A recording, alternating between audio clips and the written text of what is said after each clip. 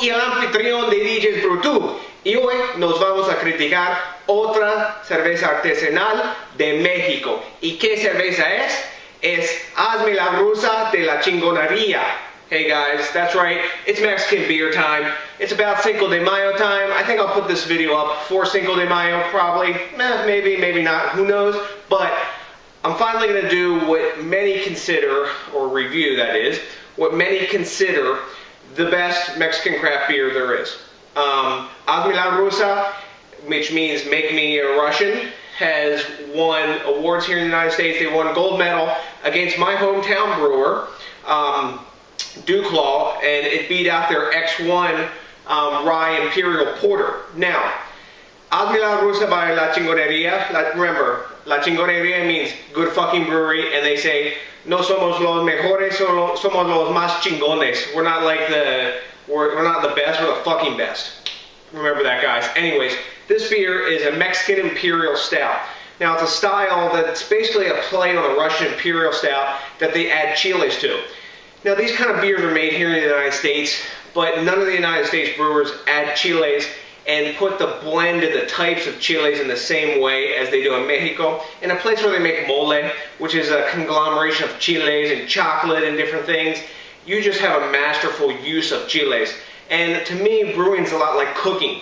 And if you know how to cook with like chiles and chocolate and those kind of flavors, you can build off of that in your brewing. So, it's a year-round serving, 7% ABV and 70 IBUs. Now, on the side of the bottle, they give you a good description because craft beers are still new down south of the border. They tell you that this beer is, they give you the IBUs on it, they tell you the color is dark. They also tell you like the aromas of toffee and chilies and toasted malts, intense toasted malts.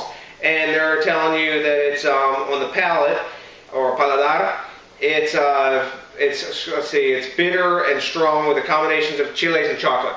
So, that's all in Spanish, but we did a little bit of translation for you.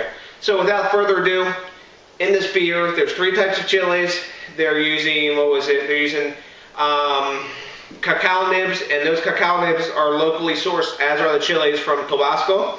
And let's get the cap on this, man. I've been waiting to try this beer for probably a year. This is at least 6 months to a year old. I can't remember when I got it. Okay, here we go. Nice crown. A little bit of a hiss off the top. Let's see what we got going on here. Definitely bottle conditioned. I can see some floaties in here already. Nice. Let's get in the glass. Oh, here comes the chunks. Now we're going to give this an aggressive pour, see what kind of head we can get on this. There we go. Now, you may recall I've had the Calavera Mexican Imperial Stout, which is the same sort of beer, and Johnny and I rated that quite high. I believe an A or an A-, somewhere in that range. So, this beer, as you can see, is black as night. We got a solid 1-finger head of super tight bubbles, kind of fizzy looking, dissipating fairly quickly. We got a couple chile or yeast chunks in here, who knows what it is, but I'll drink it anyway. We got some nice alcohol lace coming down the side of the glass, and I can see like there might be some carbonation clinging to the inside of this. This is a bottle conditioned beer.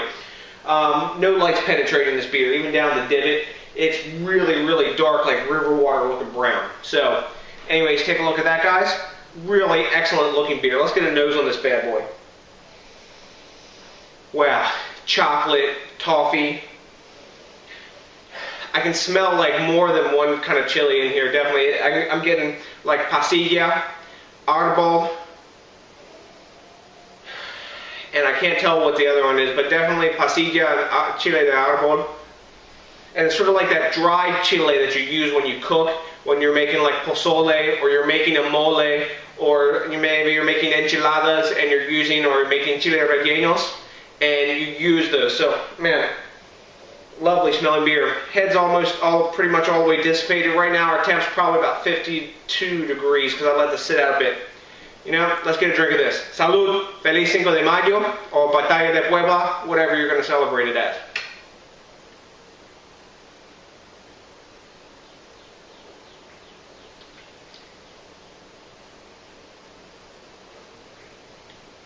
Wow.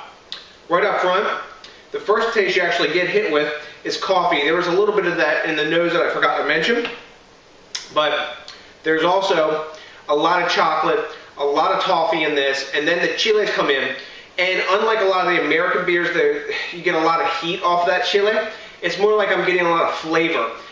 Here they tend to use chipotle a lot because they want to try to get that smokiness out of the chipotle, but that's bringing a lot of heat with it. This has a little bit of aftertaste heat sort of dancing around on my tongue right now, but that's really balanced out by malt sweetness, toffee, coffee, and dark chocolate. And there's a real nice balance in this beer. It's well-rounded, and like I said before, the chiles have been used to a masterful level. I'm going to let this warm up a little bit. I haven't been doing this for a while, but I'm going to let this one warm up because I've been waiting to drink this beer for a long time, and I'll be right back in just a few minutes. Hey guys, I'm back. As you can see, I've drank this one right down to the bottom, drained the whole bottle, and I've really enjoyed this beer. As it warms, the chili flavor comes up more, but it's not like a burning heat. It's just like this really lovely chili flavor in the beer. Also, the chocolate and the coffee especially amplifies it even more. And the aftertaste in this is a really pleasant, dark, roasted coffee that's sort of mellow, not like acidic coffee, but really omnipresent, delicious coffee flavor, and I really like this beer. So, what do the other guys think about it? Well, we don't really give a shit about that anyway, but there's no ratings on this beer, like many of the Mexican craft beers, so I guess I'm going to blaze some territory. I'm going to give this beer a 96. Really high A. There's some things they could do to make it better. The mouth feels really good. They could amp that up. Maybe it could do with a tiny more sweetness to it to round it off more, but there's not much that they have to do to improve this beer. It's a really solid offering. I'm going to try to get one that's even fresher to see if the chile is more amplified, because the one that I've gotten, I know it's got at least 6 months on it, so the chile is integrated into the beer now. But how it is at this point with 6 months or so on it, really tasty beer, and it's probably the best Mexican craft beer I've had so far. It's a definite A. Other ones have been pretty good, decent, but this is an A. So, remember guys, like I say, we got to think globally. We got to drink beer like from Mexico. We got to support these craft brewers down there. We got to drink locally. We got to support the craft beer movement. We got to keep this thing growing.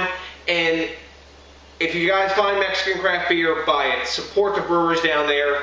They're struggling to grow. They're fighting down off the macro brewers down there. And if you want real Mexican beer, buy something like this. If you're down there, go to the beer box, get your hookup. So until the next time, guys, I really appreciate you. Thanks a million for watching.